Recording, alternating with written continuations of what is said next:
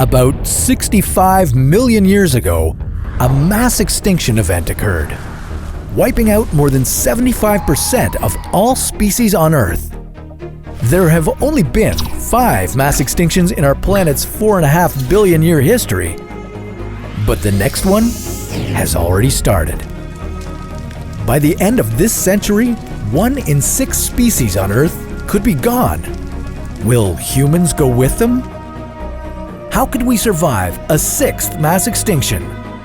How could we prevent one?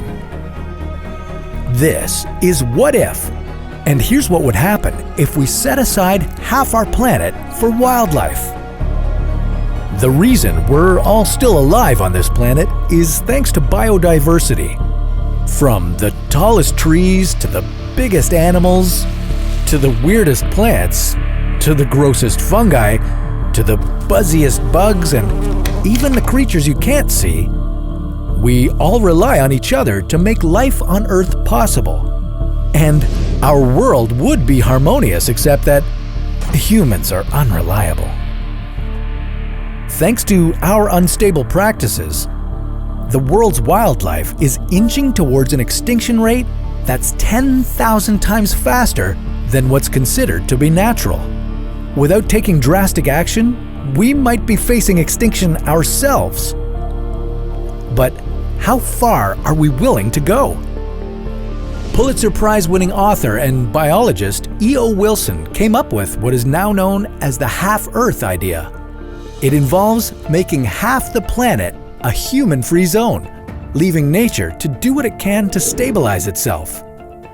This means that the current global population of roughly 7.7 billion people would have to make do with half the space we currently have. And for a lot of people, that's just not feasible.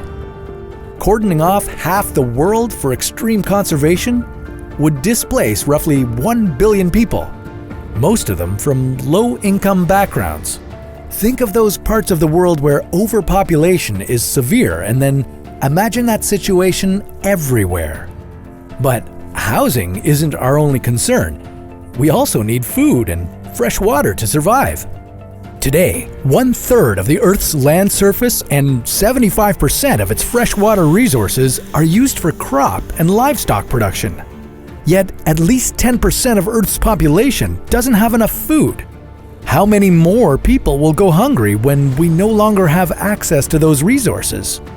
Economically speaking, the forest and fuel industries could collapse because there'd be less land to work with. This would leave millions of people out of work. But the losses might be recouped in the form of new opportunities in more sustainable fields. In fact, setting aside half the planet for environmental protection wouldn't be a total financial disaster. $577 billion in annual global crops are currently at risk due to pollinator loss, while roughly 40% of the world's economy as a whole relies on biological resources. If we continue down the path we're on, we risk depleting the bee population in its entirety, as well as other biological resources we depend on. But by protecting them, their declining numbers may have the opportunity to regenerate, so that we can continue to benefit from their output in a sustainable way. Of course, it's not just about the money. The fact is that the more biodiverse an ecosystem is, the healthier it is. A healthy ecosystem can clean water, help to purify the air we breathe, regulate the climate, maintain the soil needed for crops and food, plus recycle nutrients while we're at it. In short, we can't afford to continue living in a way that accelerates the extinction of other species, because we need them as much as they need us. The half-Earth idea might be too much. In fact, it's virtually impossible to implement. But the consequences of doing the bare minimum would be even worse. We've got to spread the word and remind each other that we're all in this together, no matter how big, no matter how small. Because every time a species goes extinct, it brings humans closer to our own extinction. Don't believe me?